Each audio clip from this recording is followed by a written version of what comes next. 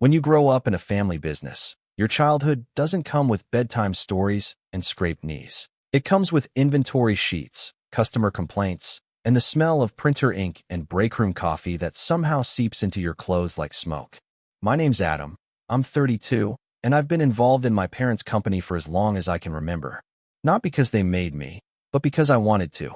I thought we were building something together, something that would one day be mine, or at least something we'd share. But I was wrong. So wrong. The business is a mid-sized printing company that my dad started in the late 80s with one beat-up Xerox and a garage full of boxes. Over time, it grew. We got contracts with local law firms, schools, real estate offices. My mom handled the books. My dad ran operations. And me? I started sweeping the floor when I was 11. By the time I was in high school, I knew how to fix jammed rollers faster than the techs. I learned how to balance ledgers, build client relationships, pitch to executives. I did it all, not because I was pressured to, but because it mattered to me. Because it was our family's legacy. And then there was Sarah. Sarah is my younger sister by 5 years. She's always been different. Where I was quiet, she was loud. Where I worked behind the scenes, she liked to be front and center. She was the kind of kid who'd get praised just for showing up, while I had to prove myself over and over again. I don't say that with bitterness. At least, I didn't for most of my life. I just thought that was the way families worked. Some people shine in the spotlight, others keep the lights on. I never expected applause. I just wanted respect. After college, I came back home and joined the company full-time. It wasn't glamorous, but I loved the rhythm of it. The early mornings, the regulars who came in like clockwork, the smell of fresh ink, the way my dad would nod at me across the warehouse floor after we landed a new client. We were growing. I spearheaded a push into digital printing, set up a new CRM system, built long-term client relationships that brought in over $500,000 in recurring contracts. Sarah, meanwhile, went to school for communications, then marketing, then, briefly, psychology. She bounced around between degrees, jobs, and cities, always chasing something shinier. She'd come home for the holidays, toss out big ideas no one asked for, and disappear again. Once, she told me I should rebrand the entire business for Gen Z. When I asked what that even meant for a commercial printing company, she just rolled her eyes and called me so literal. Still, I didn't mind. She was my sister. We were different, but family's family. Then, 2 years ago, she moved back. No warning. No big family meeting. Just showed up one day at the shop wearing heels that clicked too loud and carrying a laptop she never opened. She told my parents she wanted to help grow the brand. Said she had ideas. Big ones. They smiled like she was Moses descending from the mountain.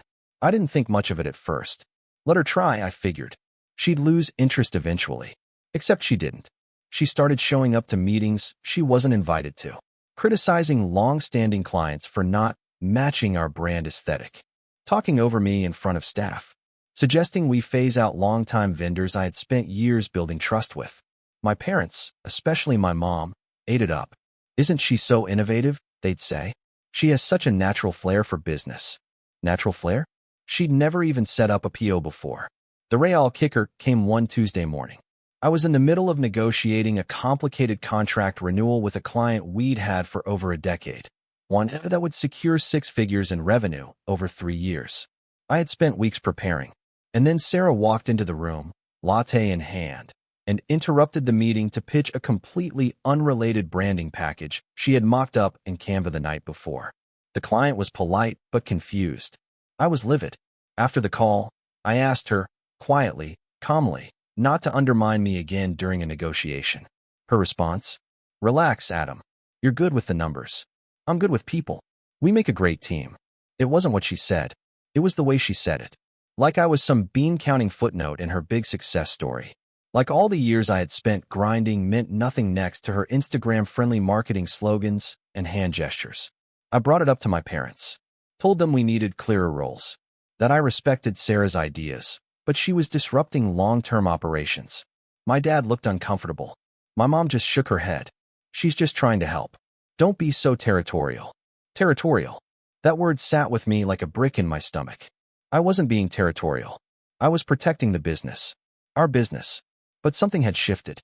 Suddenly, Sarah was the star. I was the technician. The background guy. The boring brother. Things got worse from there. She started hosting weekly staff meetings without me, made changes to the company website, took credit for a referral program I had designed a year earlier. I tried to stay calm, professional. I told myself the truth would win out, that my parents would see the results, the loyalty of our clients, the systems I had built. But they didn't want to see. Then came the bombshell. It was a Friday afternoon, a week before the end of the quarter. My parents called me into their office. I thought it was to discuss numbers or projections. Instead, they sat me down, side by side, eyes filled with something between pity and rehearsed resolution. "We've been thinking," my dad started, "about the future of the company." I nodded, expecting a conversation about growth, maybe expansion. "And we've decided," my mom said, "that Sarah is better suited to take over." The room went quiet. "Take over what?" I asked. "The business," my dad said softly. "You're great at what you do, Adam. You've kept the wheels turning. But leadership requires something else. Charisma. Vision. You've always been a bit more comfortable in the background." I felt the ground tilt under me. "Are you serious?" "She just connects with people so naturally," my mom added. "You're so technical. She's the face." I couldn't speak. Couldn't move. I felt like I was watching my own funeral. After everything I'd done, the sacrifices, the loyalty, the years I gave up dating, traveling, even hobbies, because I was building this thing with them. And now, I was being shoved aside. Politely, quietly, because I wasn't shiny enough. I didn't yell. I didn't argue. I just nodded, stood up, and walked out. Packed my things that night. Cleared my desk. Turned in my keys. I didn't say goodbye, and I didn't plan on coming back. But funny thing about the face of the business?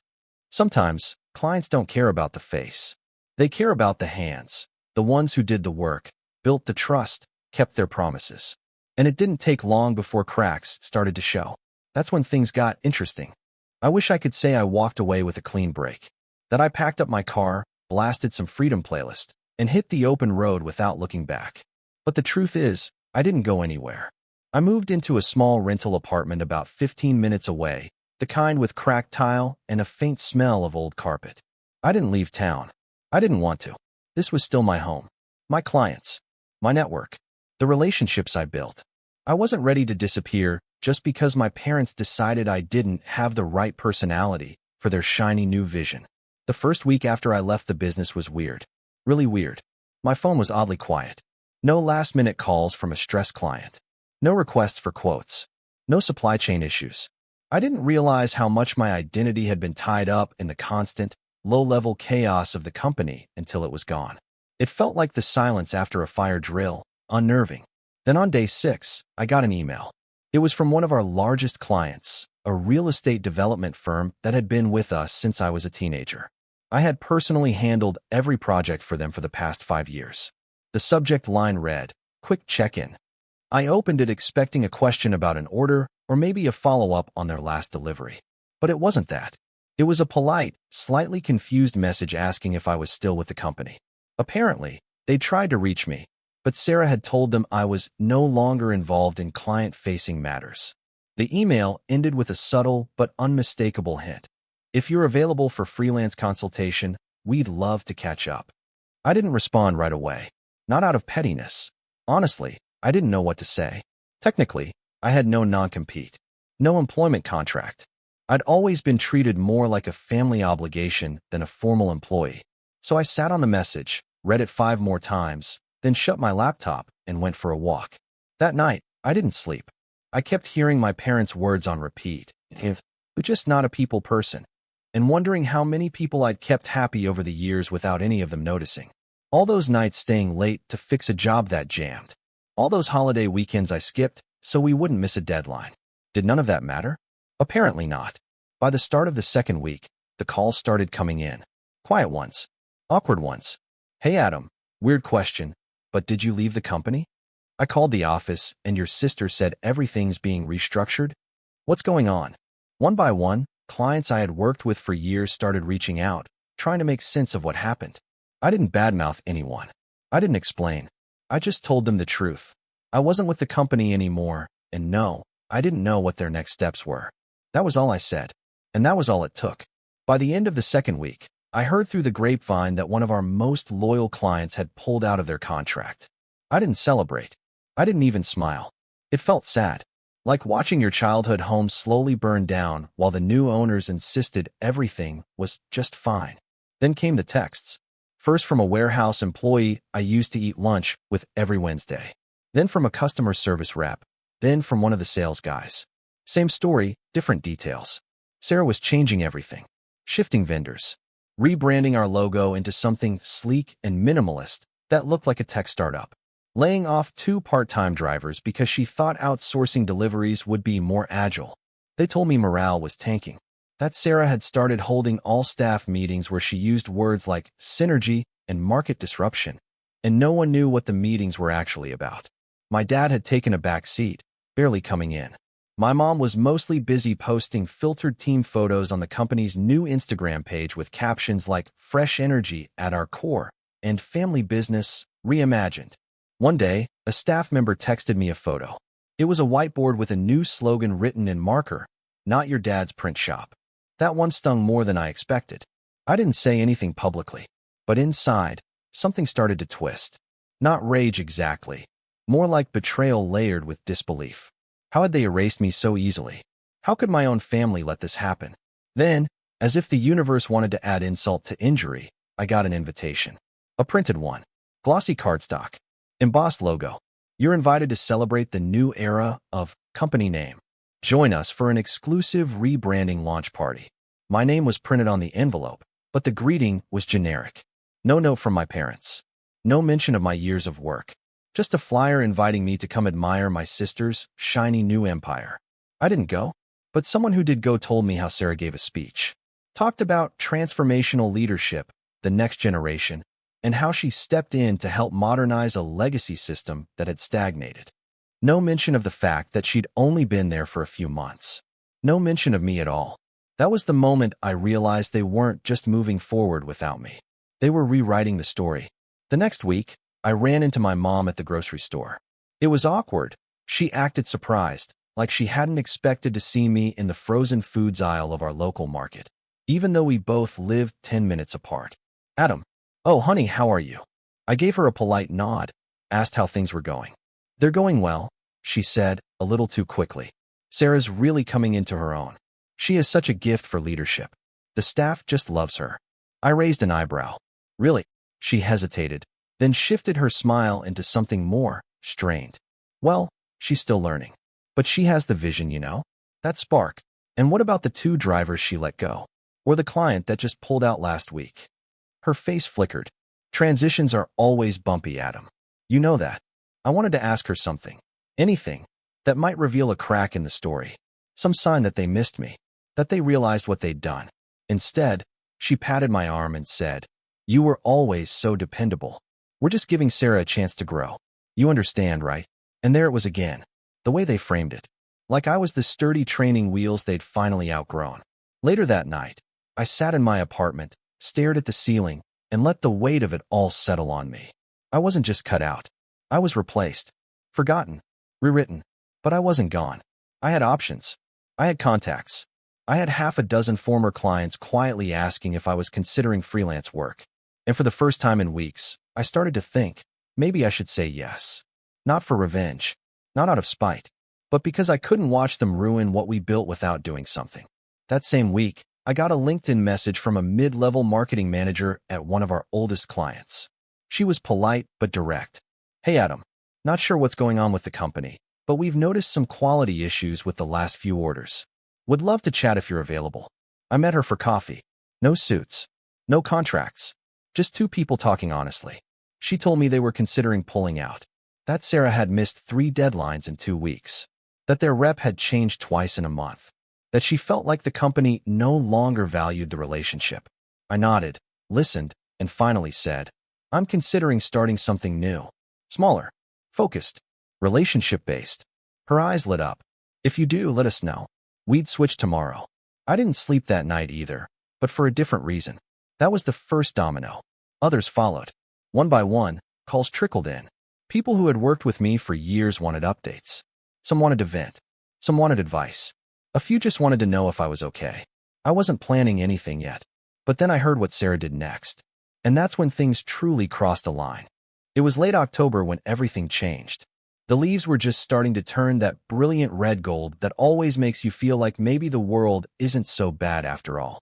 I remember because I was walking through the park near my apartment, earbuds in, trying to clear my head, when my phone buzzed with a text from Jamie, one of the few people still working at the print shop who hadn't completely drunk the Sarah Kool-Aid. Jamie, you're not gonna like this. Check your inbox. I stopped walking. The wind blew a swirl of leaves around my feet. I stood there for a minute, staring at my phone before I even opened my email app. Subject: New company press release. Internal announcement only. I clicked it, and there it was. A full-page announcement, dressed up in corporate buzzwords and faux inspirational quotes, about the company's next phase of transformation. But buried in the second paragraph was the knife. To honor our new direction and leadership, we're excited to unveil the rebranding of our company, effective immediately. Company name will now operate under the new name, S. Hart Creative Solutions. S. Hart, as in Sarah Hart, my sister. She didn't just rename the company. She named it after herself. I didn't even realize I had stopped breathing until I felt my lungs start to ache. I stood there, rooted to the sidewalk like someone had punched me in the ribs. The same company my dad built from scratch in the 80s. The same company I helped modernize, expand, and hold together through recessions, client losses, supply chain nightmares, and everything in between. The same company where I once spent the entire Christmas Eve fixing a last-minute job so a client could get his order in time for a charity event. Gone. Not even a trace of the original name. She had rewritten history again. Only this time, she put her name on the cover. I didn't go home right away. I wandered the neighborhood in a kind of daze, walking nowhere in particular. At some point, I realized I was near the old strip mall where Dad's original shop used to be, back when it was just him and a single copier in a rented unit with flickering lights and half a parking lot. I stood in front of the vacant space for a long time. S. Hart Creative Solutions. It sounded like an influencer brand, not a family business, not something built with decades of sweat, missed birthdays, and 6 a.m. coffee-fueled deliveries. I got home late that night. I didn't answer texts, didn't eat. I just sat at my desk, staring at the blinking cursor on a blank document. The next day, I heard from a former client, my favorite actually, a small publishing house that did limited-run memoirs and community history projects. They were always kind, thoughtful, old school in the best way. Adam, I don't want to put you in a weird position, their founder told me over the phone, but your sister sent us a pitch for a total rebrand of our books. Said the new company direction didn't align with our current aesthetic. She implied, we might not be a good fit anymore. I felt something twist in my chest. She said that.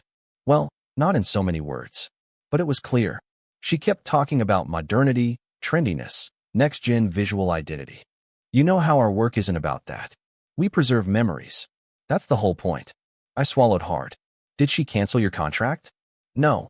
But she told us the pricing structure would change significantly going forward, and that we might want to consider alternative service providers if we couldn't adapt. It hit me like a freight train.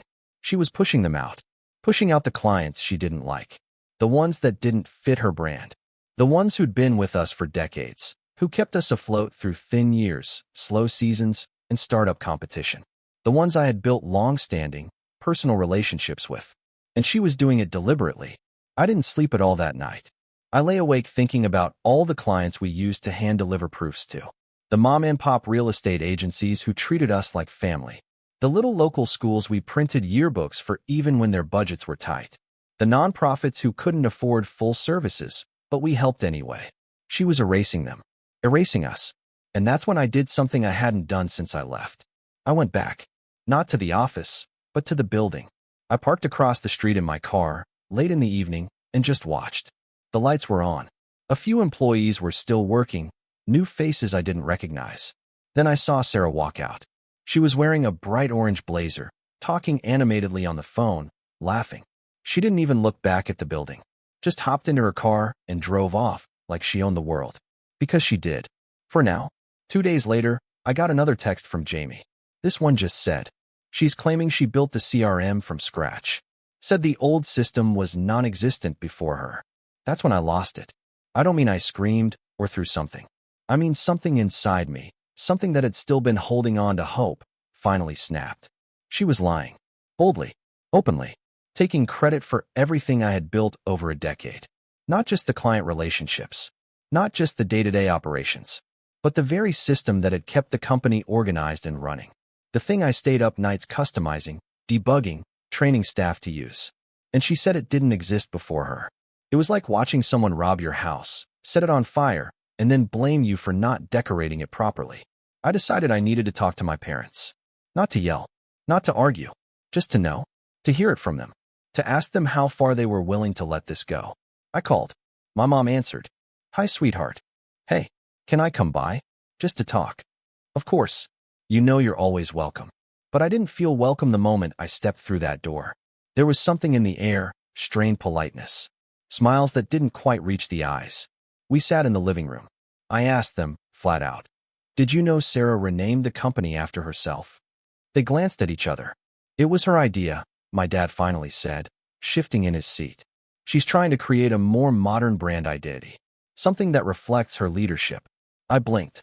Her leadership? My mom nodded slowly. She's the CEO now, Adam. That comes with creative direction. I stared at them. Do you even hear yourselves? You gave her the company. She's rewriting history. She's lying about the systems. She's pushing out old clients. She's innovating, my mom corrected gently. You always said the business needed to evolve. That's not what this is, I said, my voice sharper now. You know it. She's cutting out the heart of everything we built. She's burning the bridges we spent years building. And you're letting her. My dad looked tired. Older than I remembered. It's not that simple, Adam. She has investors now. People interested in expansion. She said the legacy model was too dependent on outdated relationships. Outdated? I nearly laughed. Those outdated relationships were loyal. They carried us through the pandemic. They trusted us. And now you're trading them in for Instagram posts and buzzwords. Silence. Then my mom said the words I'll never forget. She's the future, Adam. You're the past. It didn't matter what I said after that. Nothing would land. They'd made their choice. They weren't just standing by. They were complicit. I stood up. My legs felt shaky. I hope you enjoy your new creative solutions. But don't expect me to pretend this didn't happen. My mom reached for my hand, but I pulled away. I didn't yell. I didn't slam the door. But something about the quiet way I left made it worse, I think. Because 3 days later, I got a legal notice. A letter from a law firm I recognized. Sarah had worked with them briefly during her third attempt at a communications degree. The letter was polite, but clear.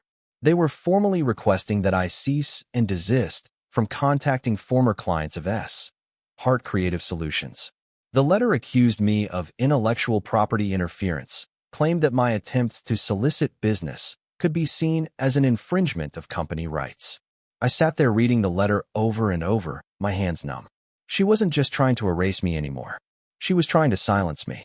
I didn't tell anyone about the letter at first. I just stared at it. 3 pages of carefully constructed legal phrasing, dressed up in cold professionalism, but unmistakably laced with Sarah's fingerprints. It didn't scream, "We're suing you," but it whispered something worse. "We want to make your life difficult. We want you scared. We want you quiet." And the most painful part? It was signed by a firm that I had once brought in for a contract review during our first major commercial lease agreement. I had worked side by side with one of the partners. I'd given them business, introduced them to my parents. They used to send me holiday cards. Now they were sending me threats. I remember just sitting there in my kitchen, the letter spread across the table, my dinner untouched, and going cold. My apartment felt too small, too quiet. Even the ticking of the cheap wall clock started to sound like mockery. Every minute that passed was another reminder of how far things had fallen. And I wasn't angry anymore. I was just hollow. I had been pushed out of my own legacy, replaced in the story by someone who barely knew how the machines worked. My parents, my own parents, had chosen the easier option, the flashier one, the one who didn't ask uncomfortable questions or remind them of the sacrifices it took to build something real. Sarah didn't want a business. She wanted an aesthetic, and the cost of that aesthetic was me. I didn't reply to the letter. Not right away. I called a lawyer friend instead, Nathan, someone I'd known from college who now worked in small business law. We met for coffee, and I slid the letter across the table without saying a word. He read it once, then again. He didn't say much at first. Finally, he looked up. "They're trying to intimidate you." I nodded. "Can they actually do anything?" "Well," he tapped the last paragraph. "There's no employment contract. No signed non-compete. Technically, unless you're actively stealing proprietary information or using their client list, they don't have much ground. I'm not doing any of that, I said. These are people who contacted me. I didn't reach out first. Then you're fine. Legally, anyway. Morally? That's a whole other battlefield. He paused. Are you going to fight this? I didn't answer. Not because I didn't have one, but because at that moment, I didn't know which answer was worse. That night, I lay in bed and stared at the ceiling, arms crossed over my chest like a man trying to stay still while the house collapses around him. And slowly, an even more painful truth settled in. They weren't just trying to silence me. They expected me to disappear, to just fade, and I was dangerously close to letting them. The days that followed were heavy. I stopped taking most calls. I told the few clients still reaching out that I needed time. I stopped responding to texts from Jamie and others who were still trying to keep me looped in. I didn't check LinkedIn, didn't check email. I even let my car sit in the driveway for 4 days without moving it. For the first time in years, I had no work, no team, no purpose. I remember sitting in the park one afternoon, watching an older couple play chess at one of those concrete tables. The guy was slowly dragging his bishop across the board like it mattered more than anything else in the world. I watched them for almost an hour, just sitting there, numb. And then the guy made a move, looked up, and said something I couldn't hear, but his opponent laughed. Not a fake laugh. A real one. Easy.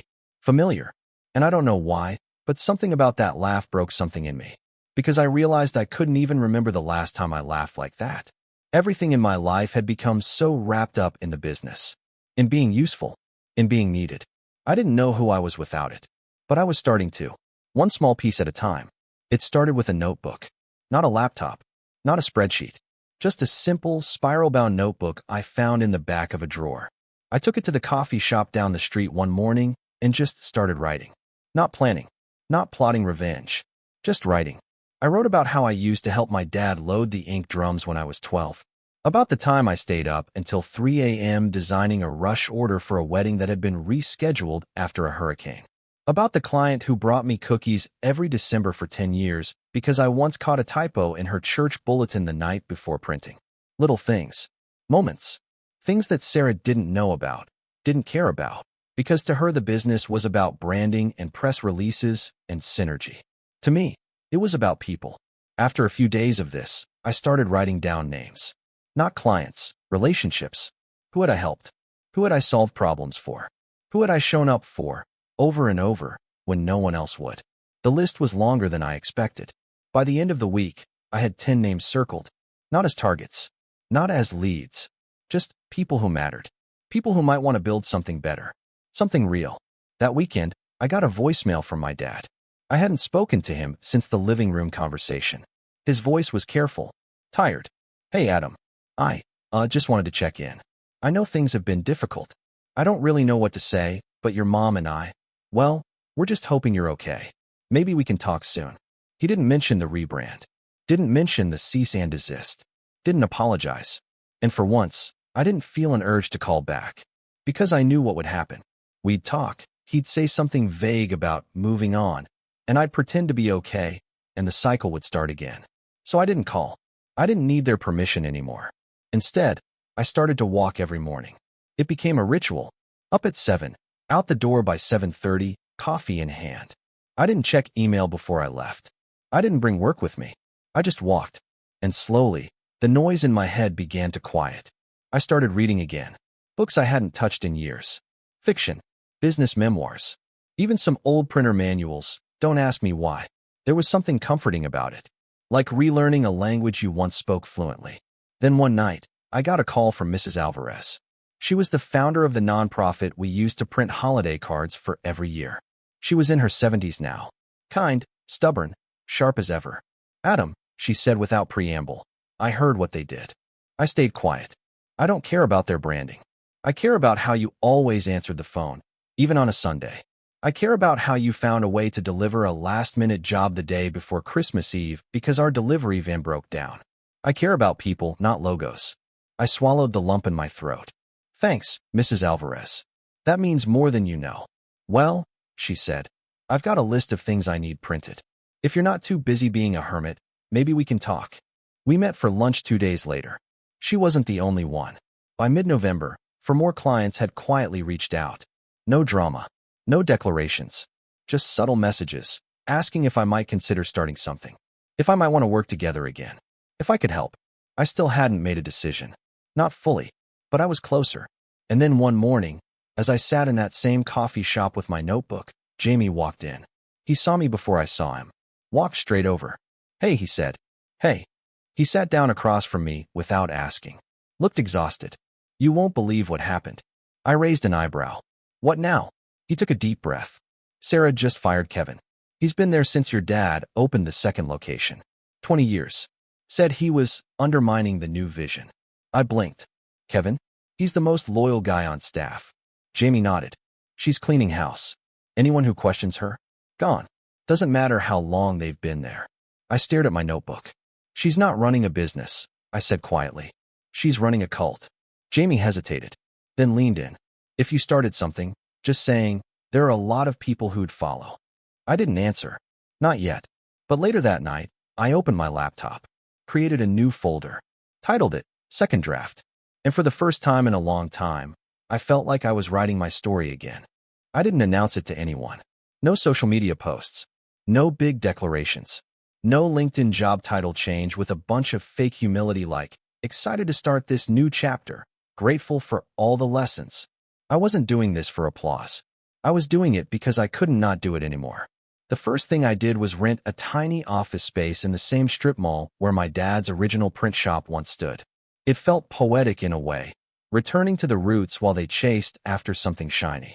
The place was cheap, barely 500 square feet, and smelled faintly of bleach and old drywall. But it had a window, a real window, and when I opened it, I could hear the faint hum of traffic and birds, like the city itself was whispering, "Welcome back." I didn't have a business name yet. Didn't have a logo, a website, or even a business card. But I had a phone, and a chair, and a second-hand desk with a scratch across the top that looked like a lightning bolt. I sat down and made a list. Clients I trust. People I respect. Things I won't compromise on. That last one was the most important. Because if I was going to rebuild, I was going to do it on my terms. No slogans. No hollow branding. Just good work. Honest relationships. And zero tolerance for people who valued optics over substance. I named the company Redline Printworks. Simple. A nod to the margin of a page. The place where most people stop, but where I planned to begin. Word spread slowly at first. Just a whisper here and there. A forwarded email. A casual mention during a networking event. But within 2 weeks, I had 5 former clients scheduling meetings. By week 3, I was scrambling to keep up with orders using a single rented copier and late-night runs to the 24-hour supply warehouse. It wasn't glamorous. I was doing everything: quotes, production, deliveries. Some days I was elbow-deep in toner dust. Other days I was hunched over my laptop building invoice templates from scratch. But for the first time in a long time, I wasn't dragging myself out of bed. I wanted to work. I started sleeping better, eating better, laughing even. It was like I'd been holding my breath for years without realizing it. And now I could finally breathe. By the end of the first month, I had 12 active clients, 9 of which were former accounts that had quietly left us. Heart Creative Solutions without making a scene. They didn't want to be part of whatever rebranding circus Sarah was running. They just wanted someone they could rely on. Someone who remembered the small stuff. That was me. Always had been. I hired my first employee in month 2. A part-time admin named Chloe who'd previously interned at the old shop before Sarah phased out the internship program for being too analog. Chloe was smart, fast, and organized in a way that made me wonder why she wasn't running her own company. She handled the back end so I could focus on the clients. A month later, I brought in Kevin. Yep, that Kevin. 20-year veteran, quietly fired for undermining Sarah's vision. When he showed up to our first lunch meeting, he looked tired, defeated, like someone who'd been tossed out of his own family. I didn't pitch him. I just told him what I was building. At the end of the conversation, he said, "You let me do the logistics and workflow. You don't need to pay me much. I just want to do real work again." He started the next day. By the end of month 3, we'd outgrown the tiny office. I rented a larger unit, still humble, but with room for 2 copiers, a cutting machine, and a break area that doubled as a second desk when needed. We painted the walls ourselves one weekend. Chloe brought muffins. Kevin made a playlist. It felt less like a business and more like a team. And then came the phone call that changed everything. It was from a guy named Warren Blake, VP of Marketing at one of the largest commercial developers in the region. We'd worked with them years ago at my parents' shop. Warren and I had built a good rapport back then, but he went quiet after the rebrand. He opened the call with a laugh. "So, I hear you're back in the game." I chuckled. "I guess the rumors are true. Got a question for you," he said. "Can you handle a 10,000-piece campaign with variable data printing, staggered delivery to 12 regional offices, and a 2-week turnaround?" I nearly dropped the phone. I took a breath. "If I say yes, you'll give me the job?" "I've seen what the other shop's doing," he said, voice suddenly flat. "Late deliveries, wrong formatting, and the last set came with a typo on the cover page. I miss working with someone who triple-checks the details." We delivered the project a day early. After that, it snowballed. Warren referred us to 2 other companies. One of them referred us to 3 more. Suddenly, I wasn't chasing work. It was finding me. I started getting emails from people who didn't even know me directly, just of me. "Heard you're the guy who gets it done. Someone said you're the print whisperer. Saw your work on the Jones campaign. Need something like that, but faster." I kept the team small, lean. I didn't want to grow too fast and become what I'd walked away from. But I made one rule. Everyone who works here knows the clients by name. No automated phone trees. No copy-pasted emails. We knew our people, their preferences, their quirks. We'd send handwritten thank yous after big jobs. Toss in free samples of new stock when we tried it out. Every client felt like they mattered, because they did. Meanwhile, whispers started floating in from the other side of town. The rebranded Heart Creative Solutions wasn't going well. Sarah had tried to position the business as a creative lifestyle brand, whatever that meant.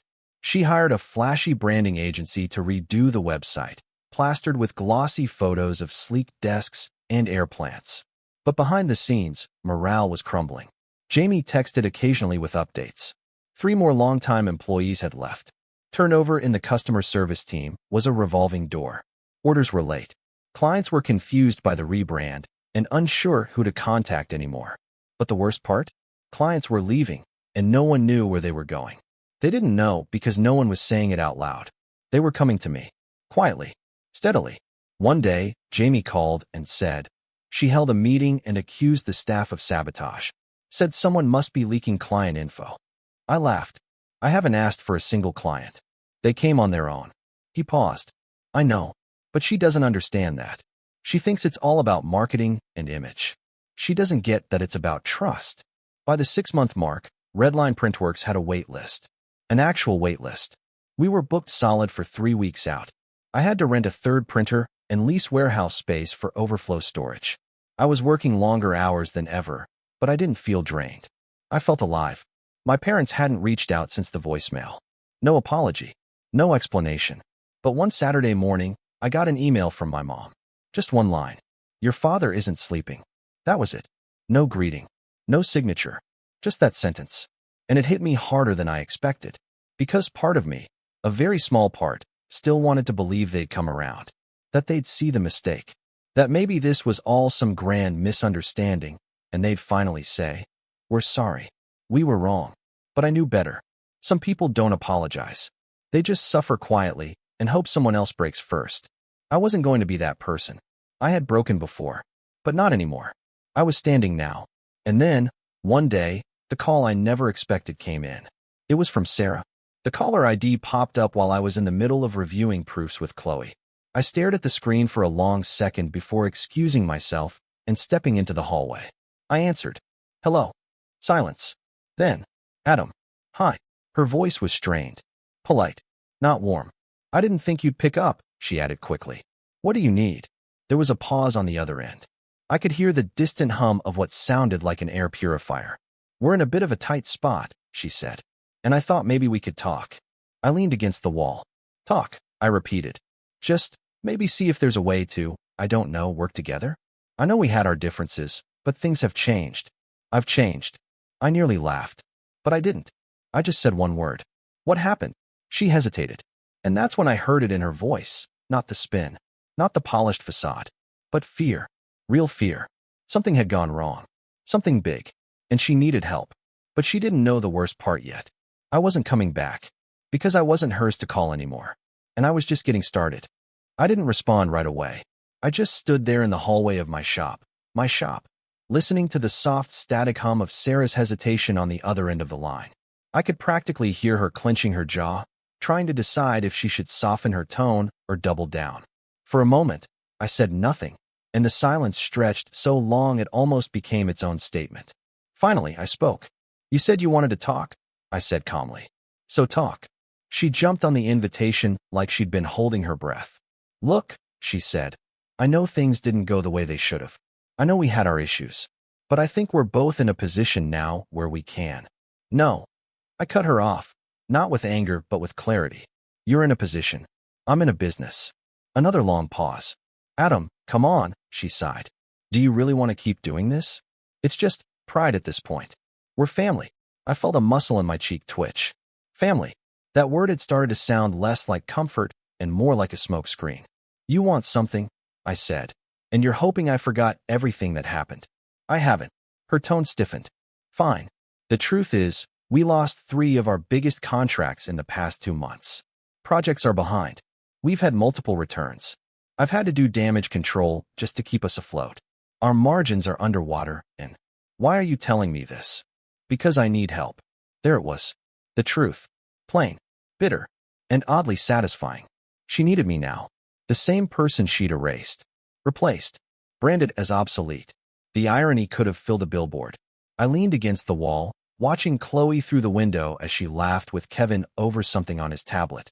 "I'm booked out for the next 6 weeks," I said evenly. "Even if I wanted to help, which I don't have the bandwidth." "Adam, I'm not asking for a handout." "Then what are you asking for?" She hesitated again, and I swear I could hear her pride crack just a little more. "A merger," she said finally. That caught me off guard. "I'm sorry, what?" "You heard me. A merger. Redline has the clients, the trust, the execution. Hart has the brand equity, the network, the infrastructure." I let out a short, humorless breath through my nose. "You really believe that?" She ignored the jab. "We'd be stronger together. You know that." "No, Sarah. You'd be stronger." "I'm already strong." It hung in the air like a challenge. She didn't have a rebuttal. After a few seconds, she said, "Just think about it, okay?" I didn't respond. I just hung up. I stood there for a minute, breathing slowly, grounding myself. Because as tempting as it was to slam the door shut forever, I had a different idea. An idea that started as a seed the second she said the word merger. I walked back into the office, where Kevin and Chloe were looking at me like kids waiting to hear if the monster under the bed was real. "Well?" Kevin asked. I dropped into the chair and grinned. "She's drowning." Chloe raised her eyebrows. "And she asked you for help?" "Yup." Kevin leaned forward, his face a mix of disbelief and amusement. "What are you going to do?" And that's when the idea solidified. I wasn't just going to leave her sinking. I was going to throw her a rope covered in hooks. I didn't respond for 2 days. Let her stew. Let the tension build. I needed her desperate enough to overlook her ego, but not so panicked she'd start looking elsewhere. Timing was key. On the 3rd day, I sent her a message. "We can talk. Neutral ground. Just the 2 of us." She replied within 5 minutes. We met at a quiet coffee shop in a part of town neither of us frequented anymore. It used to be a rundown corner lot, but now it was filled with tiny boutiques and overpriced oat milk lattes. The kind of place where people wore scarves year-round and said things like, "Vibe check," unironically. I got there first, ordered black coffee, sat by the window. When she walked in, she looked tired. Not in the "I pulled an all-nighter" kind of way, but in the "my world is coming apart and I can't stop it" kind of way. Still, she was wearing her favorite power blazer and carrying a leather-bound planner like she was trying to project control. She sat down. No hug. No smile. "Thanks for meeting me," she said. I nodded. "Let's get to it," I said. "Why a merger?" She opened her planner like she was about to pitch to a boardroom. I let her talk about brand synergy, strategic consolidation, vertical integration. A dozen buzzwords that sounded impressive but meant very little in practice. Then she made the real pitch. "You take over operations. Keep the team, the processes, the client interface. I focus on marketing, scaling, and brand partnerships. Together, we cover both sides of the business." I didn't smile. I didn't nod. Instead, I leaned in slightly and asked, What's the debt ratio on S Heart right now? She blinked. That's not relevant. It is if I'm absorbing it. She shifted. We're leveraged, but how leveraged? Moderately. I chuckled. Define moderately. She hesitated. About $240,000 in outstanding debt. Some short-term, some vendor credit, some equipment leases. I raised an eyebrow. And client retention? She hesitated again. I already knew the answer. I'd been hearing it for months through the grapevine, but I needed her to say it. We've lost a few major accounts. How many? She finally looked away. 7. I sat back in my chair. Why would I take on a drowning company with 7 lost contracts and nearly $250,000 in debt? She opened her mouth, then closed it. I waited.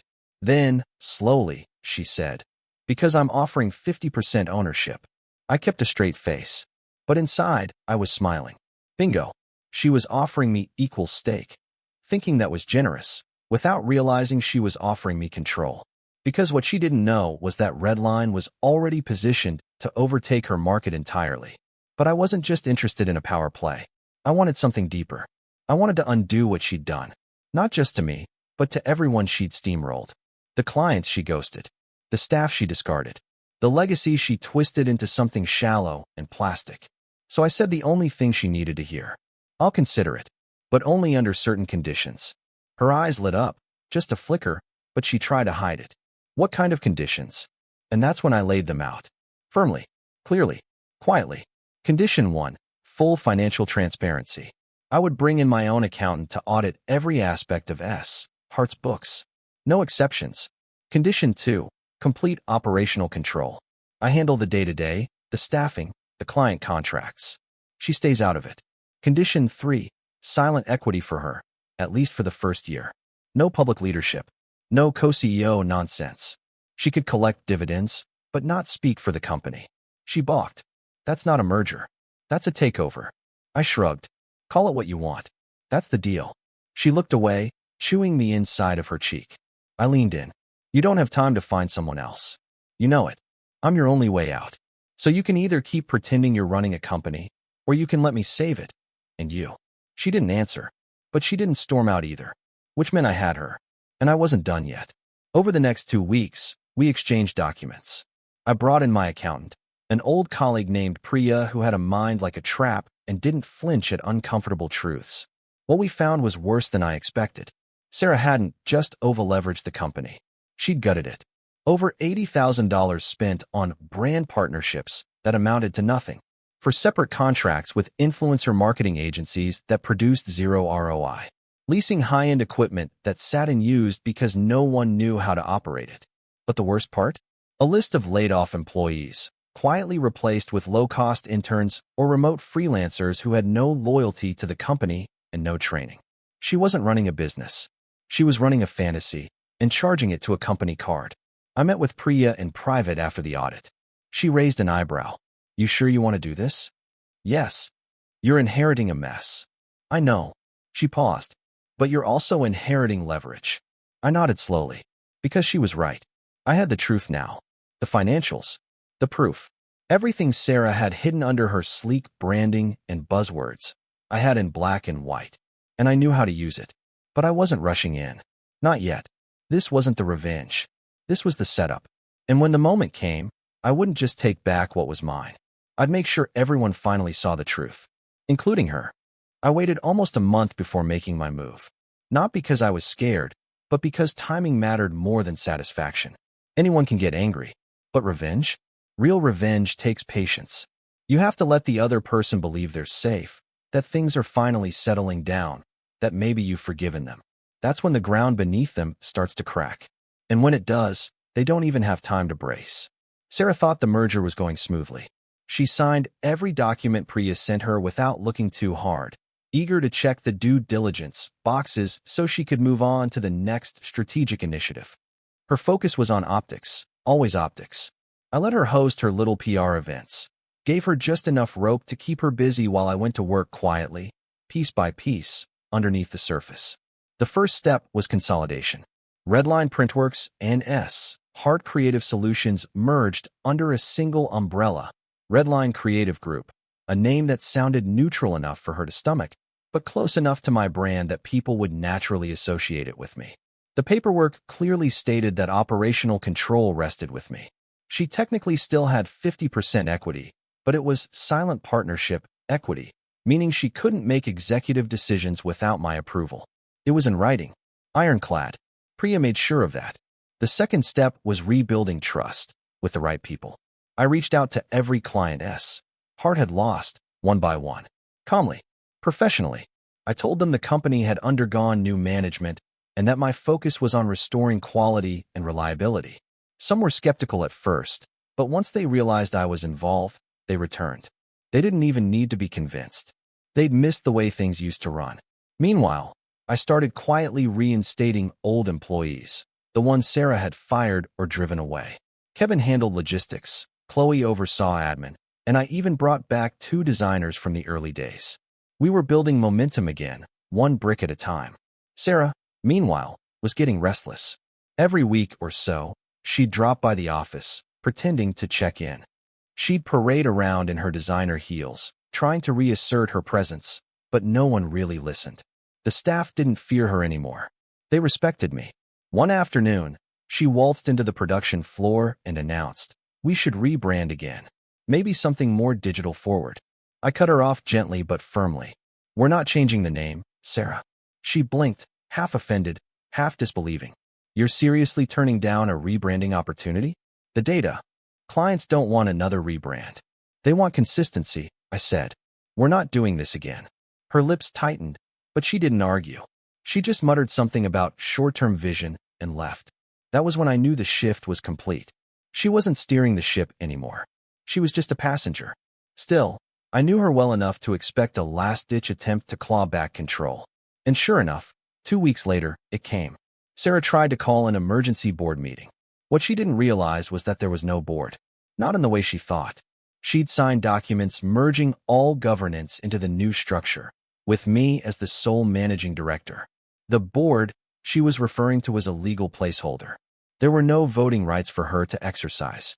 She sent me a long, dramatic email that started with, "This is completely unprofessional," and ended with, "I'm going to consult my lawyer." I replied with one sentence.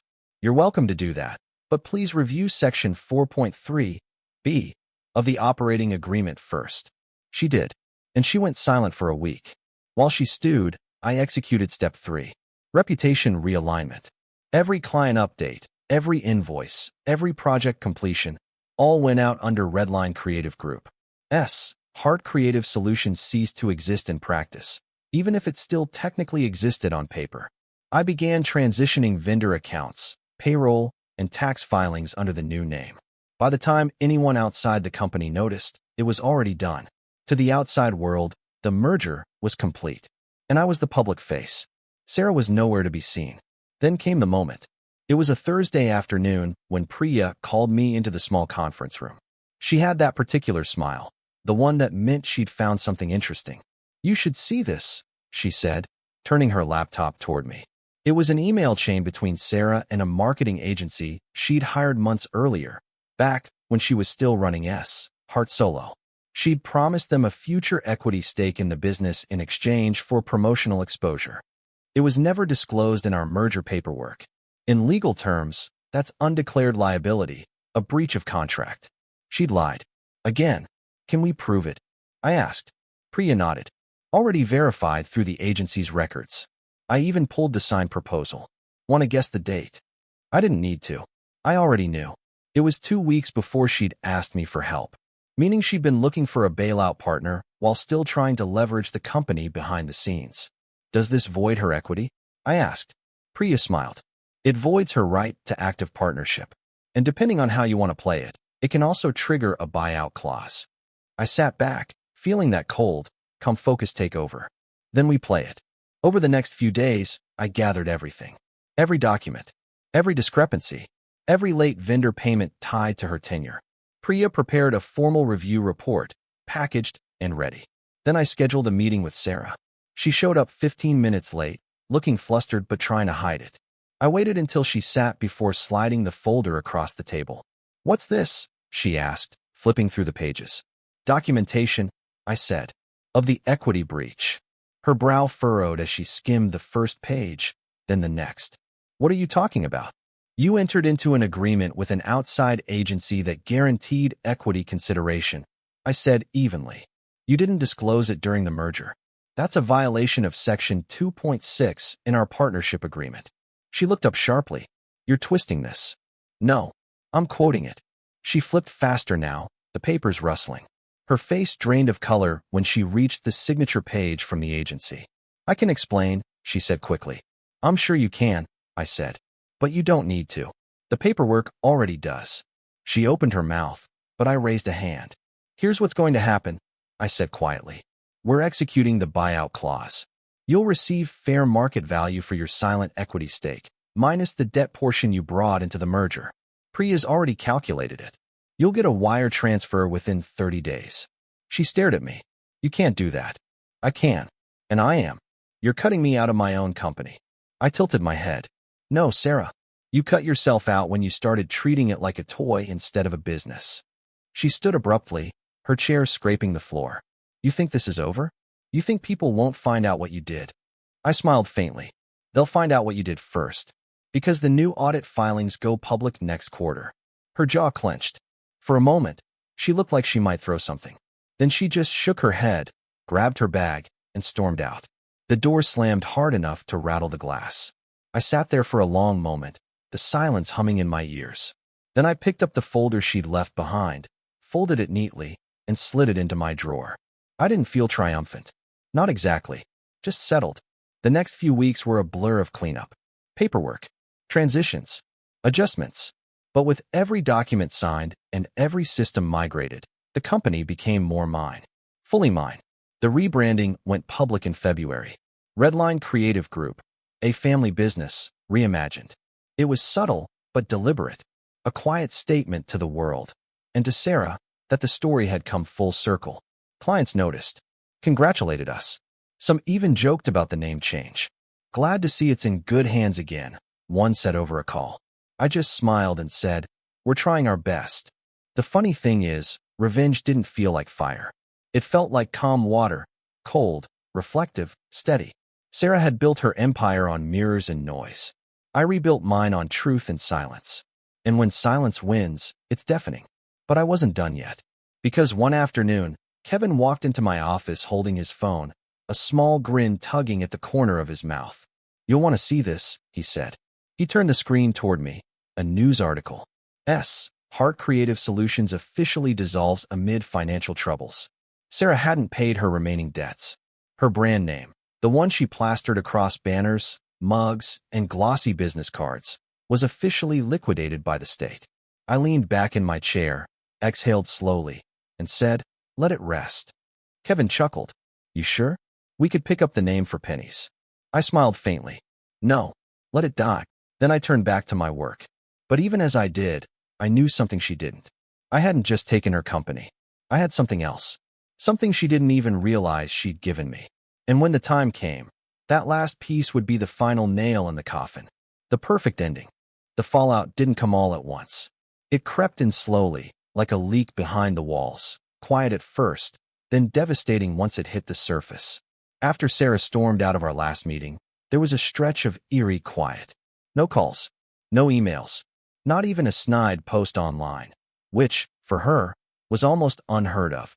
I kept expecting some sort of retaliation, maybe a smear campaign, a sudden lawsuit, or even one of her passive-aggressive brand statements about betrayal or creative differences. But nothing came, at least not directly. Instead, I started hearing about her unraveling from everyone but her. Chloe overheard from a friend in the startup scene that Sarah had tried pitching a new creative consultancy, something boutique, hyper-stylized, aimed at elevated brand experiences. But every investor she approached wanted to know what happened to her last venture. The whispers about unpaid debts, broken contracts, and the embarrassing collapse of Heart Creative Solutions had made their rounds faster than any of her past marketing campaigns ever had. Turns out, people notice when a brand crashes and burns, especially when it's named after you. Kevin heard from someone in logistics that she'd tried to rehire some of our former drivers under a new LLC, but no one took the bait. Word had gotten around. She had a reputation now, not just for failure, but for using people and tossing them aside. Her old employees talked. Clients talked. Even vendors talked. And when the industry starts talking, it's like trying to run a marathon with bricks tied to your ankles. Sarah was radioactive, but I didn't gloat. I didn't need to, because I had something she never did: loyalty. While she struggled to salvage her image, Redline Creative Group was thriving. We'd signed 3 new long-term contracts by mid-year and expanded into a second location across town. Kevin had streamlined operations so well that we were hitting margins we used to think were impossible. Chloe oversaw a small but brilliant team of junior admins. And I finally had time to do what I'd always wanted: mentor, build, shape something that lasts.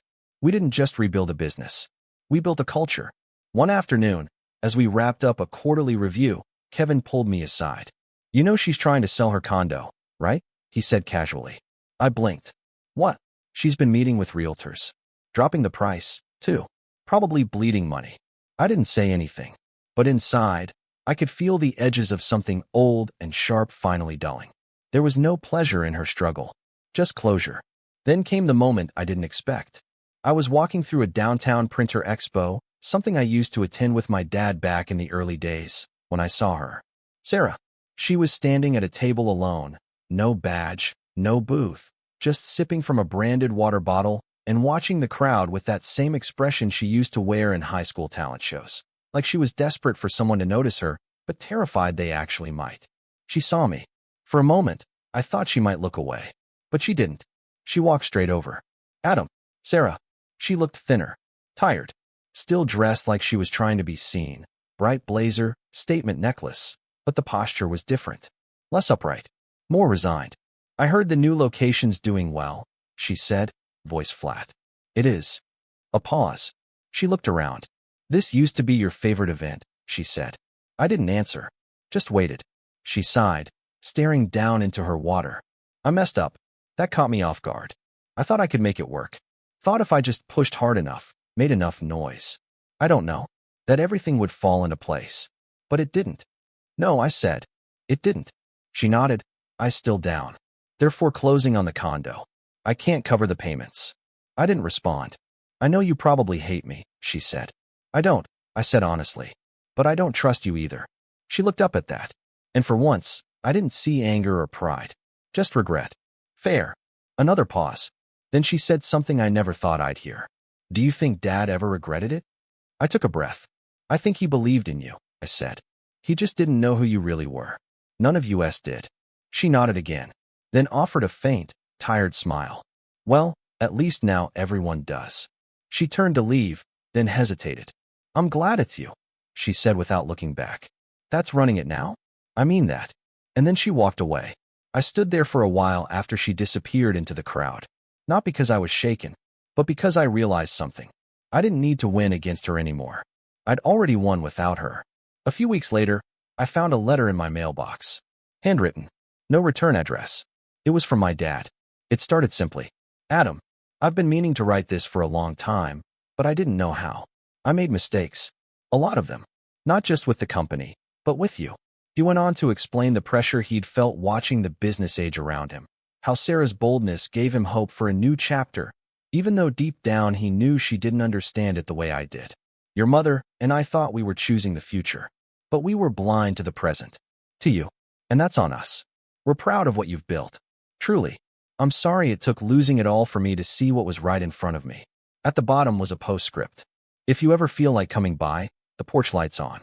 I didn't cry, but I did sit on the couch for a while with the letter in my hands, thinking about all the years I'd given them, how much it hurt to be discarded, and how much more it meant to be seen now. I didn't call him. Not right away. But one night, I drove by the old house.